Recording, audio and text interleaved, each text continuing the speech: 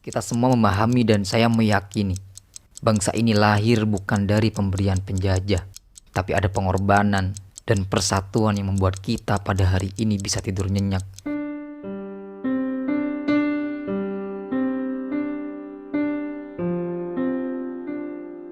Perjuangan Hos Cokroaminoto misalnya, ketika menentang penjajah dan kemudian membentuk generasi pemimpin, mengajarkan kepada kita Muslim seharusnya berada dalam perjuangan menghantam ketidakadilan. Dan hari ini saya bangga bergabung dengan Lembaga Dakwah Kampus, sebuah organisasi Islam yang akan mengasah diri saya menjadi lebih baik lagi, memperdalam banyak pengetahuan Islam, berukhuwah dengan berbagai macam latar belakang golongan. Bagi Kafilah, karena besok adalah agenda kita, sedangkan waktu sudah menunjukkan pukul 8 malam, maka sebisa mungkin mari kita efektifkan syura kita pada malam hari ini. Ahwan, karena sekarang sudah jam 8 malam, lebih baik kita akhiri surahnya sekarang. Loh kok gitu? Ini kan belum selesai. Dan banyak loh hal-hal yang harus kita matangkan. Nggak baik, syura terlalu malam. Nggak lihat ini banyak awatnya. Mbak, tapi acaranya itu sudah besok dan masih ada yang harus banyak dibahas. Apa nggak bisa kalau misalnya dimundurkan Nggak surahnya? boleh deh kayak gitu tuh. Kita LDK ini buat acara untuk mengharap ridhonya Allah. Lah gimana Allah mau meridhoi kita kalau misalkan adab surah aja kita nggak tahu? Kalau acara kita besok kocar kacir, apa lu mau tanggung Ahwan, jawab, ha? kalau misalkan hanya mengutamakan lancar nggak lancar, ingat kita ini LDK, ridho Allah yang kita cari. Tapi ya udah, terserah kalian kalau misalkan maunya seperti itu. Lebih baik saya keluar dari forum. Assalamualaikum.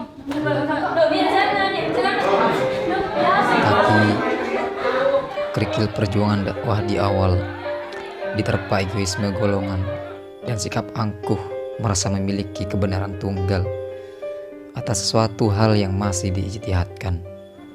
Ya Mbak, kenapa sih Mbak? Iya, kemarin kalian ikut syuro kan? Tahu sendiri dong gimana ketika Udin itu ngedebat Ana ketika Ana mengusulkan syuronya dihentikan. Ya soalnya emang udah malam. Iya, dan kita kuat nih, muslimah. Harus jaga diri dong. Terutama jaga diri tuh dari orang-orang model kayak si Udin itu. Lagi dan lagi, sikap tidak saling percaya, prasangka tanpa dasar mewarnai ukhuwah sesama aktivis lembaga dakwah kampus. Kamu baru masuk aja nggak betah, gimana aku yang udah lama kayak gini?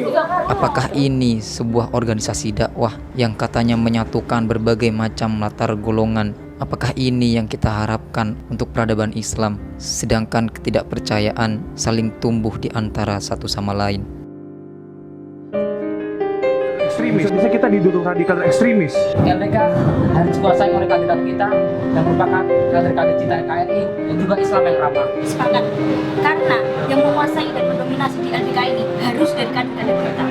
Oke, Kafilah, menindaklanjuti laporan-laporan yang di lapangan, harusnya kita segera mencari ketua LDK yang cocok. Kita perlu untuk segera menyusun rencana.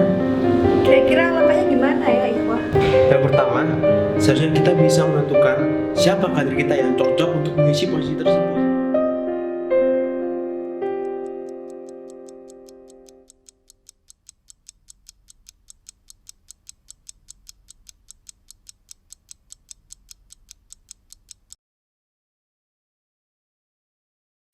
Tapi tidak cukup sampai di sini. Cukup sudah perpecahan khilafiyah. Cukup sudah perpecahan furu'iyah. Usul kita sama, akidah kita sama, la ilaha illallah Muhammadur Rasulullah. Hari ini saya ditakdirkan oleh Allah Subhanahu wa taala sebagai ketua lembaga dakwah kampus. Sudah seharusnya kita berdiri di atas semua golongan, mengakomodir segala macam perbedaan. Dilelahkan dengan permasalahan-permasalahan furu'iyah, permasalahan-permasalahan khilafiyah yang sebenarnya itu sudah selesai. Dan kita punya kesamaan, kita punya visi yang sama, bagaimana mewujudkan Indonesia yang lebih baik dengan Islam.